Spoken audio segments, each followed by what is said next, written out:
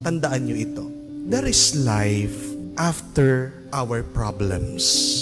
Remember that. And there is joy after your trials. Tandaan natin ang buhay, gulong, di po ba? Minsan nasa taas ka, minsan nasa baba ka.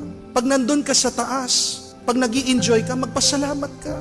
Pero pag bumaba naman ang iyong buhay, nahihirapan ka, be humble and be trusting to God.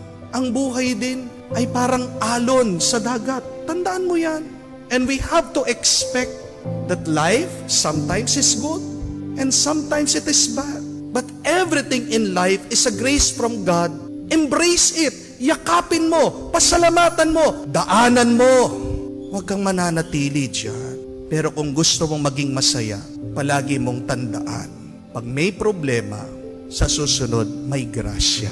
Yan ang hintayin mo.